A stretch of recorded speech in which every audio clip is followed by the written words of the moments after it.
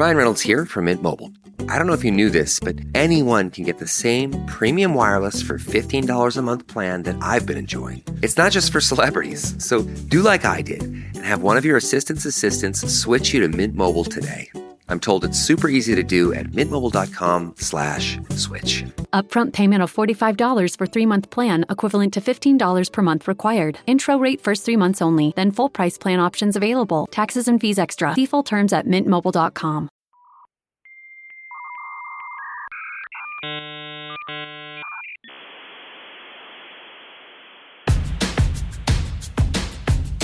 I'm as mad as hell, and I'm not gonna take this anymore!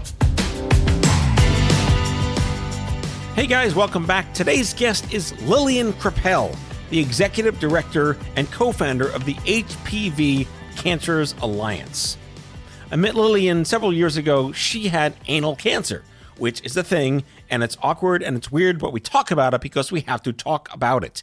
HPV isn't just cervical, it's esophageal. Michael Douglas had it. We're going to talk about that. And yes, she had anal cancer. It was weird and awkward and terrible, but she's alive and she's thriving and she's fantastic and she's just an amazing human being. And she joined me here in the studio to talk about her story, what she's been doing with her life. And we just spaziered, which is Yiddish for shot the shit, on all of life's quirky, interesting things that happen to us, why do good things happen to good people, and what do we do with our stories, and how does it matter? And there's a group called the American Sexual Health Association that you're going to find really interesting if you don't already know who they are. So without further ado, Lillian Kreppel.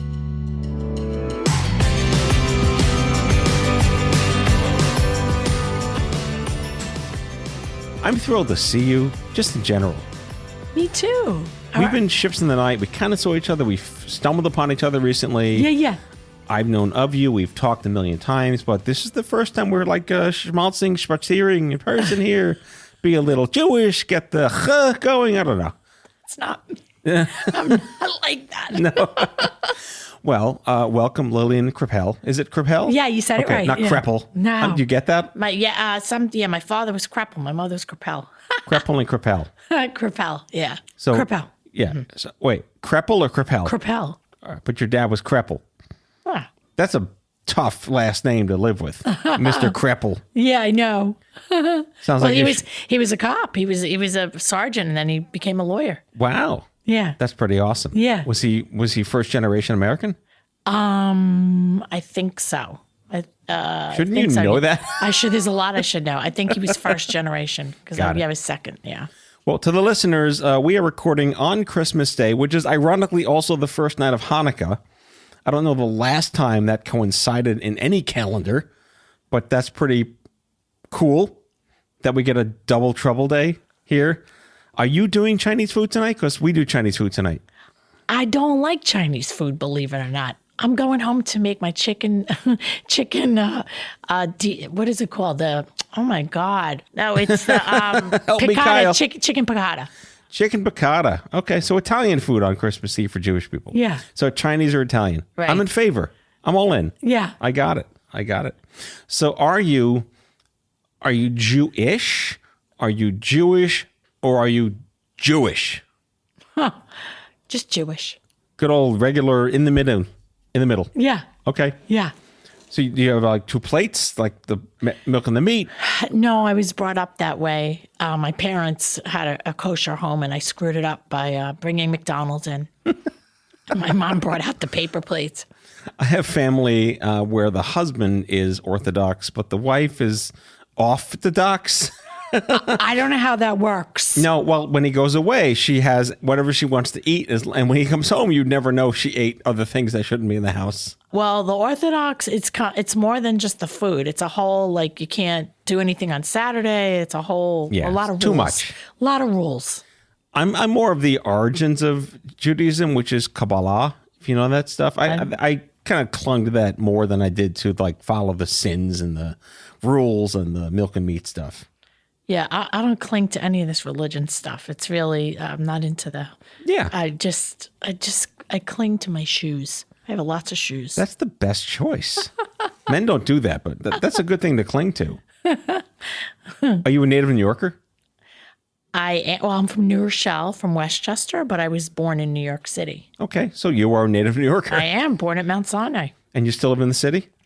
I lived just across. I lived in the city for 33 years. I live in Long Island City now. Okay, well, that's like you're staring at the city. Yeah, exactly. That's Queens. Yeah. That counts. Took me a half hour door to door Yeah. to get here.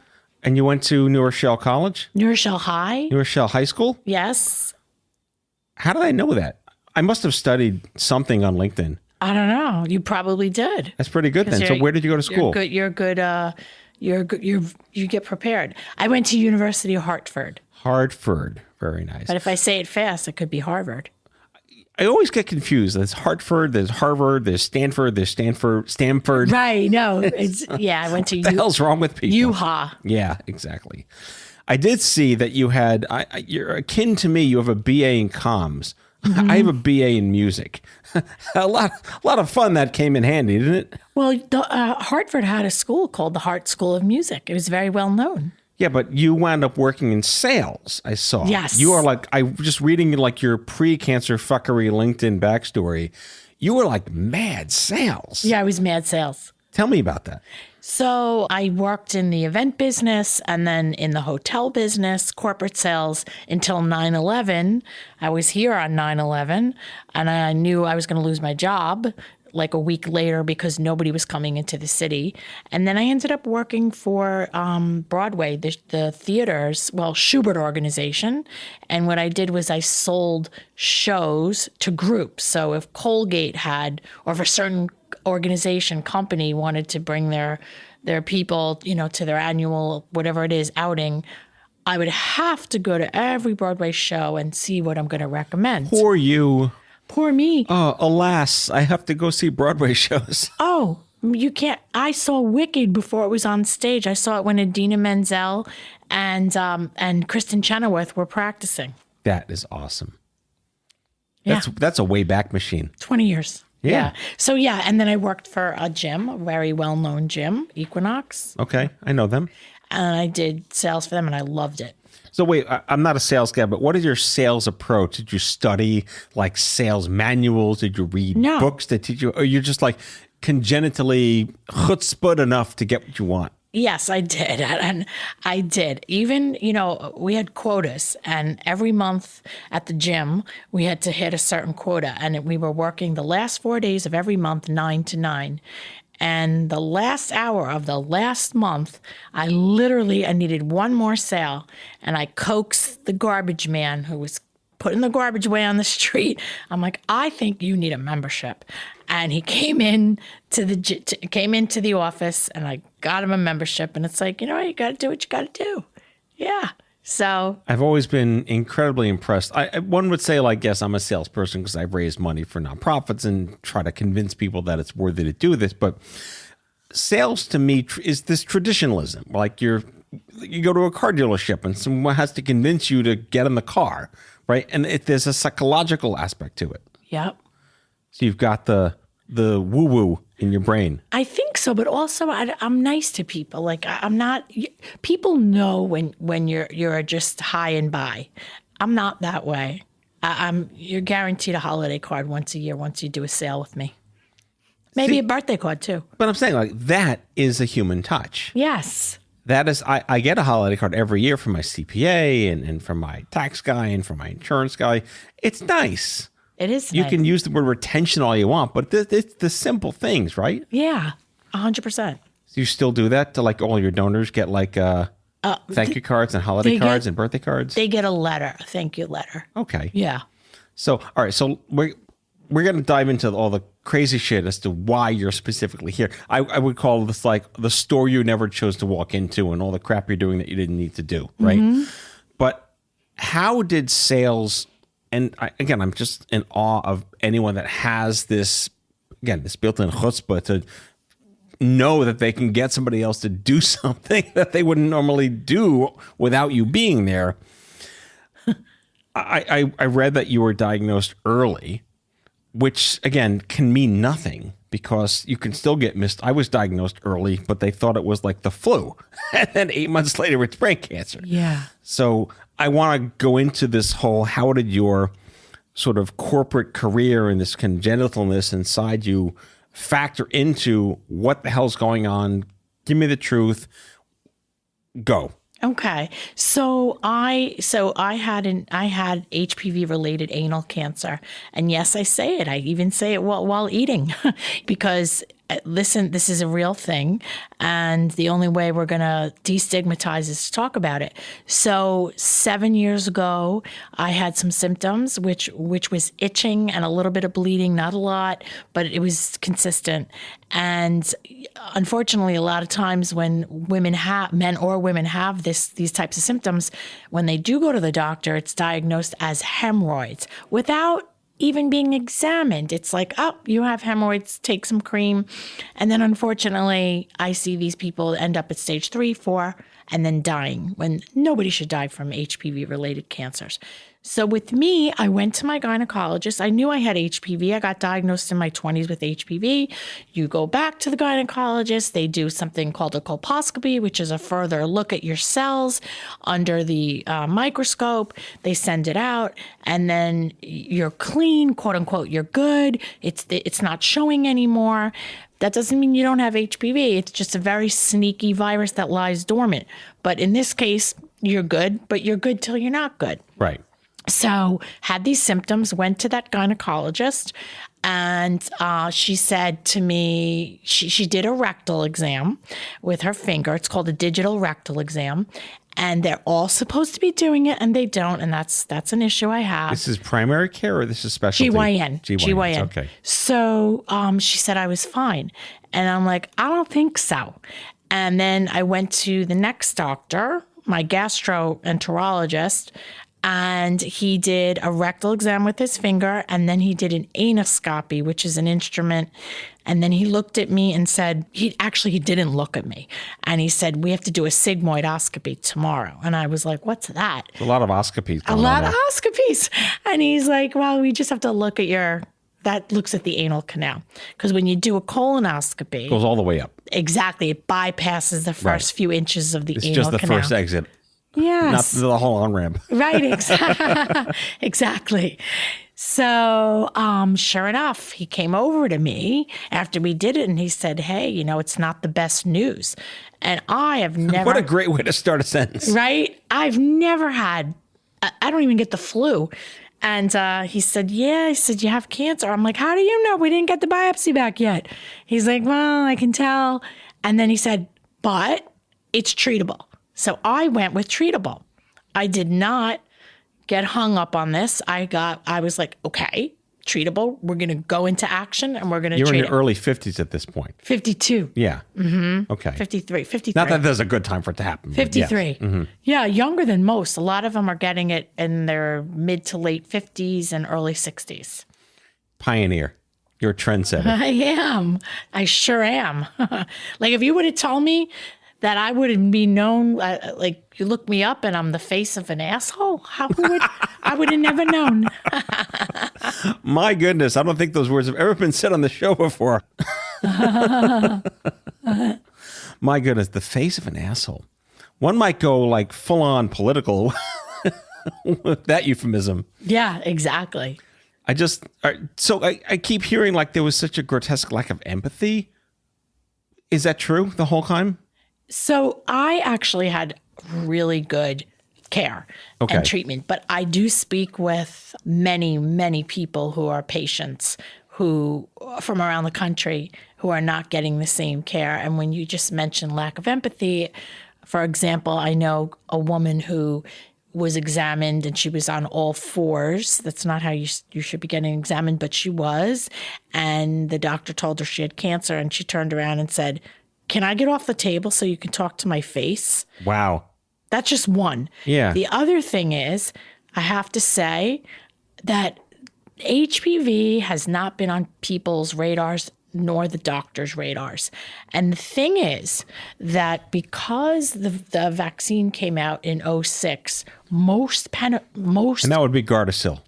Yes. Which is something I'm very proud of. I've talked about it on the show. It's really important. And if you don't know about it, check it out. Exactly. So most postmenopausal, all the women and men who didn't get the vaccine came out in 2006, Gardasil, we are getting these cancers, okay? And instead of it being on the doctor's radars, it's not. It's like, oh, yeah, it's a hemorrhoid, go home, blah, blah. And I'm not trying to put the doctors down, but the only way that you're going to live is if you know your body more than any other doctor, and you need to speak up. Most people don't want to be at the doctor. So when the doctor says you're good, it's nothing. It's not good. Well, we talked about this very idea 20 years ago at the dawn of the young adult cancer movement, which is there were, I'd say only with love, only 70,000 diagnoses a year under 40 out of like 1.5 or 6 million back then. So the odds were it would not remotely be in the mind's eye of anyone treating anyone under 40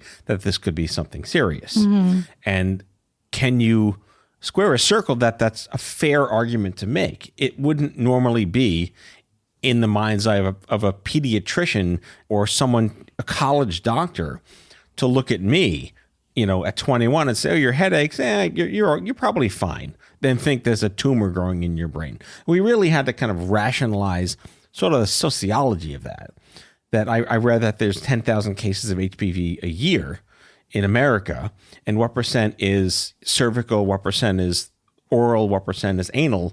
The odds are it's not anything on the mind's eye of these people. And yet your argument, which I completely support, how can people be their own advocates when they maybe don't have that congenital moxie that you have?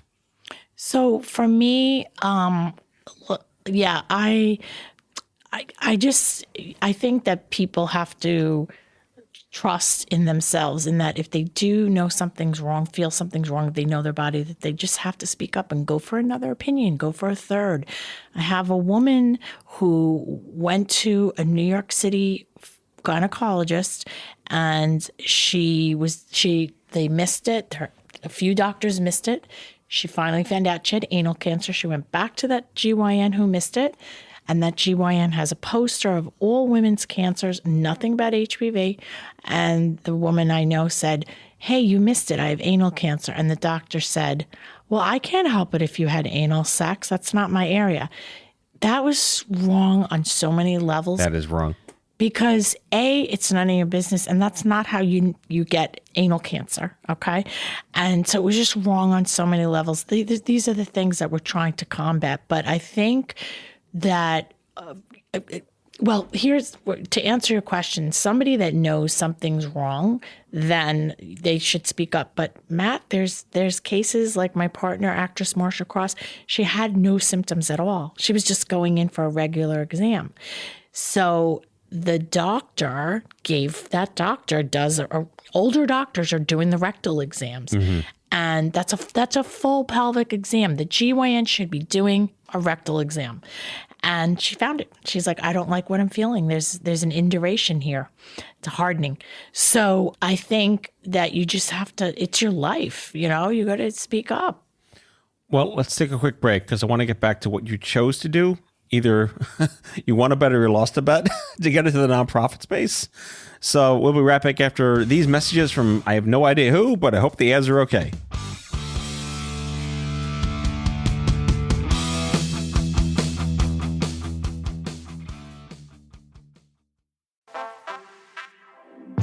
We see you getting after your fitness goals.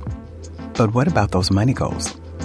You can count on Credit Karma for a clear view of your finances and your progress, helping you see results so you can keep checking off those financial personal bests and find your way to money.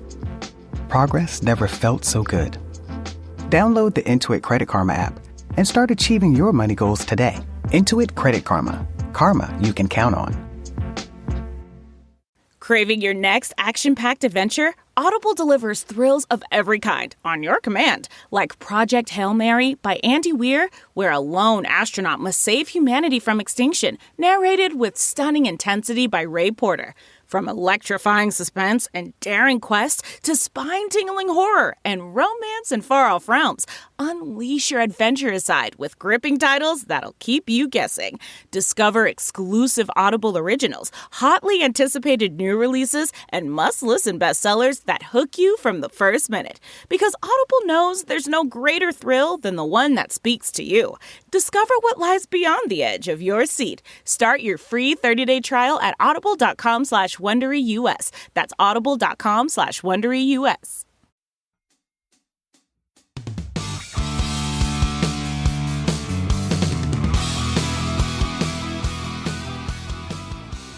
Everyone says, turn advocacy into action, or, be the thing you want to be for the next you, or blah, blah, blah, blah, blah.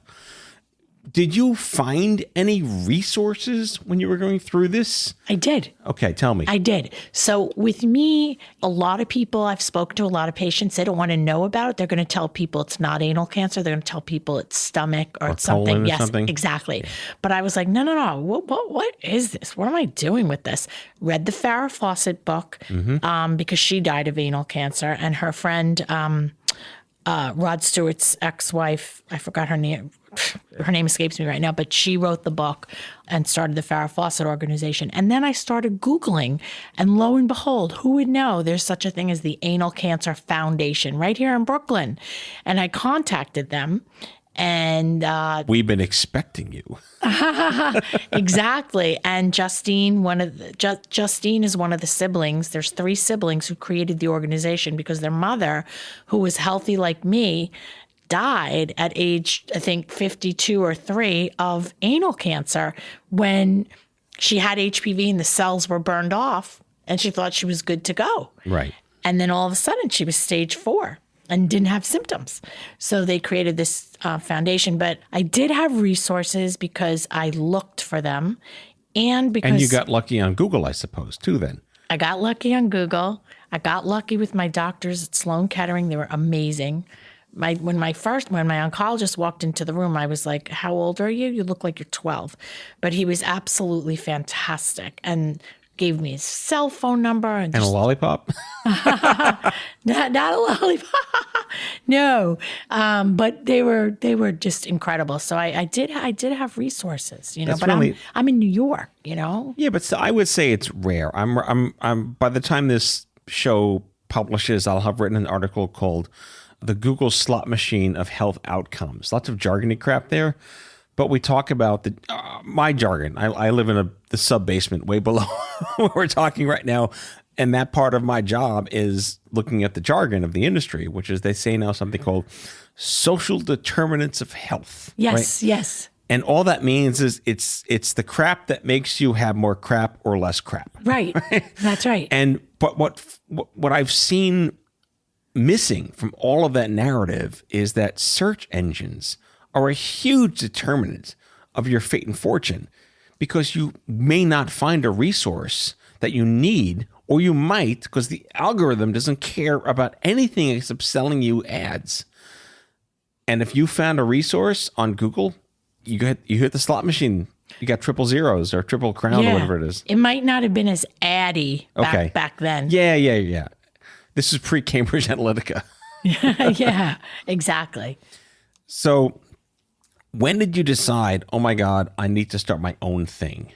And why? So I said, what I thought was, wow, what am I doing with this? I'm healthy. That means anybody can get this. I got to tell everybody. It was like I found this dress on sale. And unlike other people that don't want to share that information, I want to share it. And I wanted to tell everybody about this dress I found on sale. And I needed to tell everybody. I felt like it was my responsibility to go forward, because this is something that kills people and nobody has to die from it. Mm-hmm. So I was doing a lot of volunteer work with the Anal Cancer Foundation. And then a very good friend of mine, Dan Lifton, said to me, no offense, but you have so much energy. Why don't you start your own organization? And my famous line is, what? I can't even operate my phone. But he helped me. And then we went forward about 4 years ago, and I brought in Marsha Cross, the actress. How'd you meet her? She had the same cancer. So how did I meet her? Well, she was on social media. I wrote to her. She didn't write back. Turns out one of my closest friends grew up with her and her sisters in Massachusetts. And I said, I'm writing an email to Marsha. I'm sending it to you. Send it to the sister. And then she emailed me and said, let's talk. Wow, good for you. So in my world, there's two parts to advocacy. One is I want to help the people that are currently dog paddling their way through the crap, literally. Or either or, I suppose. I want to help someone not get it in the first place, which in this case is possible. HPV viruses are entirely preventable, correct? Not for people that are like 40 something and over, because we didn't get the vaccine. Well, what I'm saying is, like, parents my age that have children that are 14, they should. We can now get our kids Gardasil. And that's been a thing for more than 20 years now. Yeah, that vaccine, it came out in 2006. So it's, okay. Yeah. So 18 years. Yeah. It prevents there's over 200 strains of HPV. Yeah. And there's this Gardasil protects against 9 of the deadly ones, like HPV 16, 18, 32, 33. And yes, that's what it does. Although I must say there have been some cases where people have taken the vaccine and have gotten HPV. Well, nothing's 100%, right? But it's all about how do you weigh your risk. Yeah. I remember the narrative. I remember vividly when it came out, because that was during Live Strong's heyday with the yellow wristbands. And then this thing came out. And I have a couple of friends there was a cervical cancer group back then that was like, if only this existed when I was the age that needed this. Yeah. And it was a huge thing, because now there's a way to, how'd you like to just potentially just never get this thing?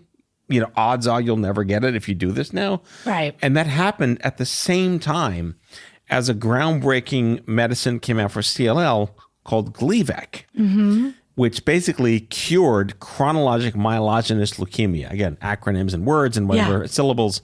But CML was deadly. And then here's a vaccine-driven sort of magic pill, literally. Right. You take it, and whatever's inside you goes dormant forever. And it was like these two things came out around the same time, and we're so optimistic that there are going to be ways to potentially just never get it in the first place. That's fantastic. So there's a very long exposition here. Where are you in the duality of helping people that are dealing with it now, educating people on how you can identify it earlier, and encouraging parents of kids to get Gardasil? So I want to just say that, and this is a statistic, and it's really unbelievable. So if everyone got the HPV vaccine, 5% of world cancer would be eliminated. It doesn't sound like a lot, but it is a lot. 5% of the world, that's a lot of people. The cancer would be eliminated. It would be saving lives. I just wanted to put that out there. So where am I? I am a mixed bag of everything. I will be walking in the park with my very cute dog, and people stop me and we start talking, and I'm always like, well, what do you do? And because I know they're going to say, then what do you do? And then I start telling them wherever I am. I could be in the park. I could be in the locker room at the gym. And do you know what HPV is? Oh, you probably have it, I tell them. And believe me, a lot of times they want to punch me. But it's like grassroots. I speak to everybody. And I know that everyone I speak to, I'm helping save lives and then some, because 99% of the people that I talk to say to me, I had no idea. They didn't know about, I'm talking about, I live in a very diverse area where it's Hispanic and Asian, all different types of people, and they just had no clue. And then I'm sending them articles. So always educating, advocating, 100% advocating, go to Capitol Hill. We did like a mother and daughter, teen daughter event where we went down to DC. I had mom and daughter pairs and from different states, and we went to see their respective Congress people. And then we ended up going to the Moonshot Biden campaign people. not the campaign, but the moonshot, which is Biden's initiative to reduce cancer by, I believe it's 50% by a certain year. I should know. I don't know off the top of my head. And we were part of that. And that's one thing that we do. And then I go to conferences to educate the doctors and just to bring about awareness about this, because it's so ubiquitous and nobody knows about it. Well, I that's another sort of psychological warfare thing in my head that I have to square the circle on, which is it's hard to expect people to know these things. Awareness is one thing, education is another thing. And how do you not know about this was a problem we would face as nonprofit people. Like, where's everyone else? Why don't you know to do this? Like, it's not, unless you've been in the mall with no directory, I can't expect you to know what that's like. And I'm not going to make you feel bad for not knowing that. Right. So what is HPV? Yeah, you probably haven't. You should ask your doctor. That's great. The balance is, what are the fights you can win? Again, we're in the nonprofit therapy section of the show right now. Put the cap back on my head. Is you're now running a nonprofit. You are now a leader. Yeah. You are now a voice representing thousands and thousands of people. You are endowing your wisdom, all the crap you never expected, all the lint in your roller you never needed or wanted, right, is now at the disposal of you to impart to other people out there. Right. And I always found it hard to figure out, who am I talking to about what? Yes.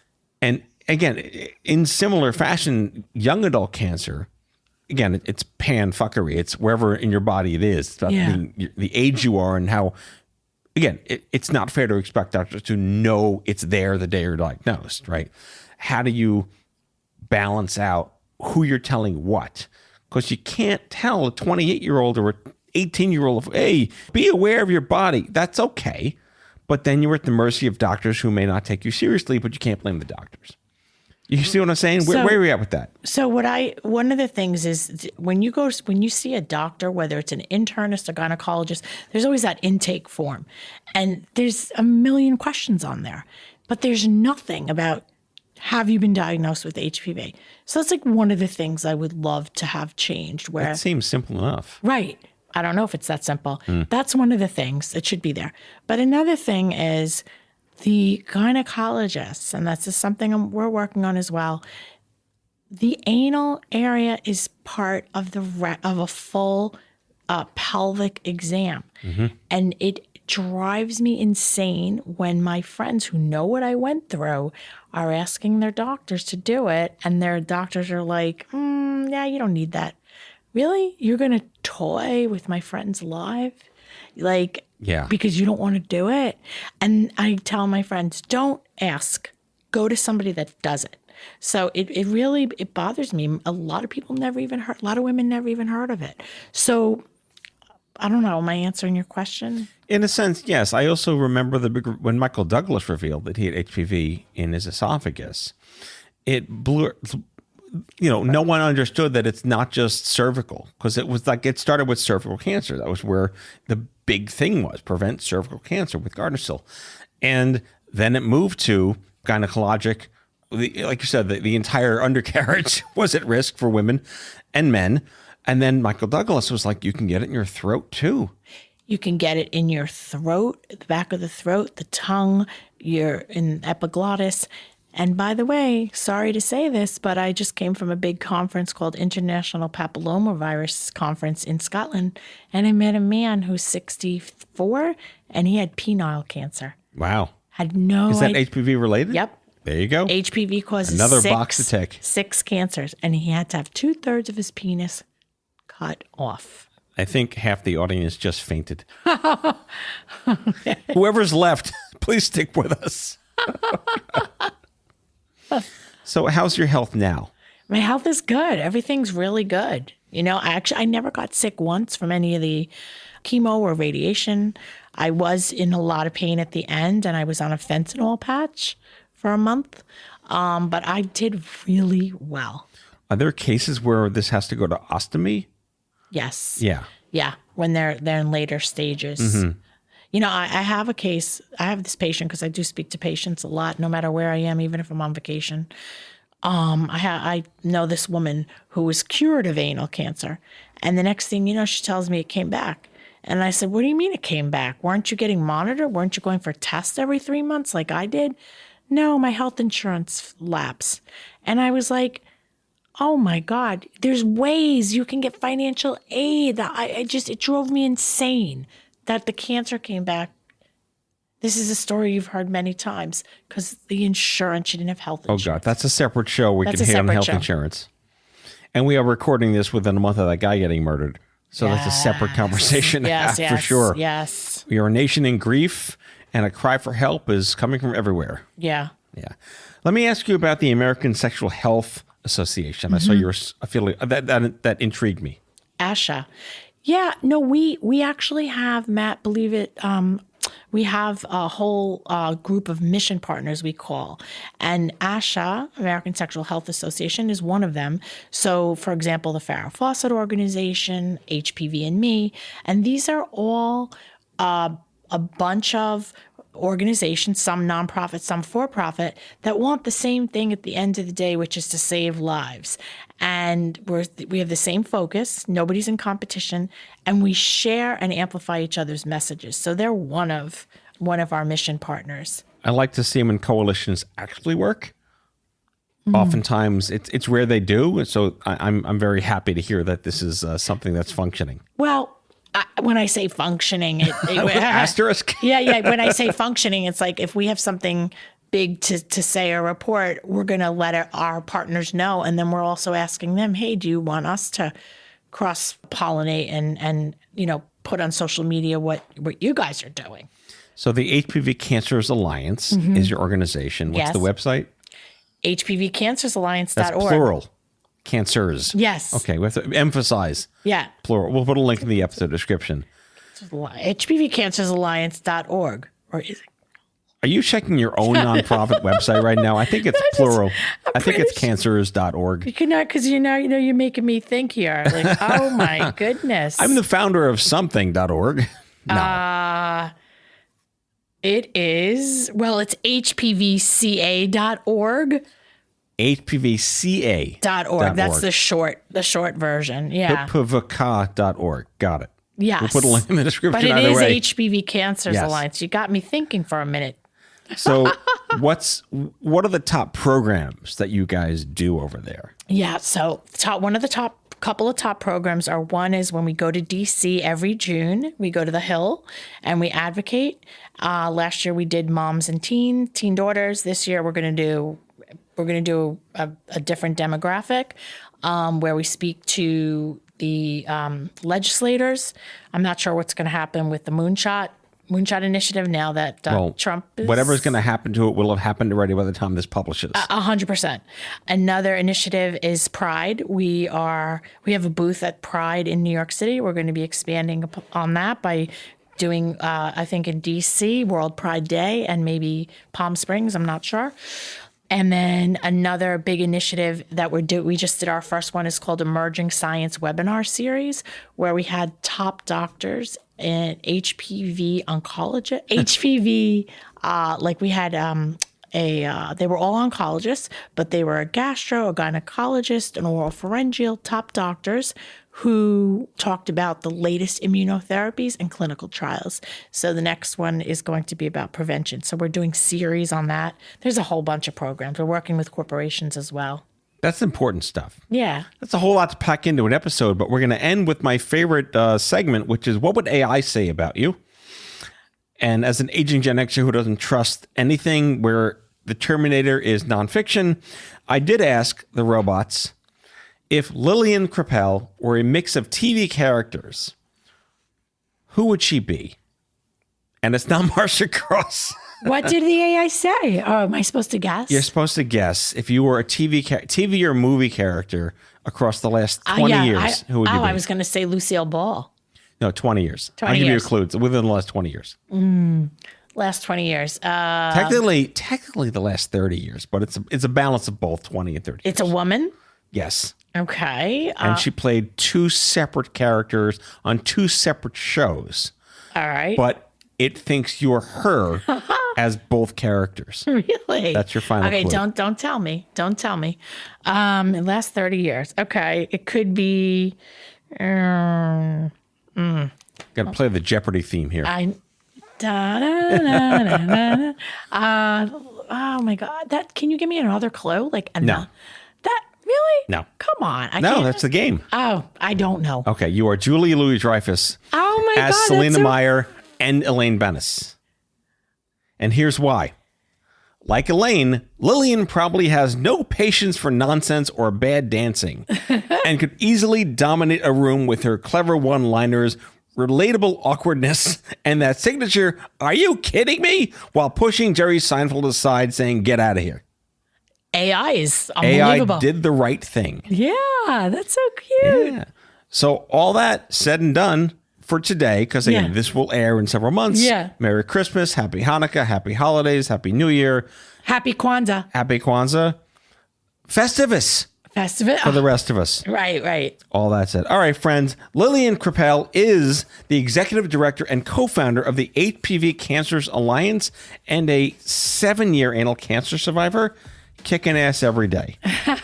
Thank you. Thanks, Matt. I really appreciate this. It's a pleasure to see you. You too. Out of Patience with Matthew Zachary is a production of Matthew Zachary Worldwide. The executive producer is Matthew Zachary. It is mixed and edited by Kyle Moore.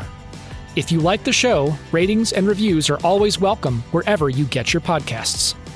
If you have guest suggestions or would like to learn more about sponsorship opportunities, email podcast@matthewzachary.com. For more information about Matthew Zachary and Matthew Zachary Worldwide, visit matthewzachary.com.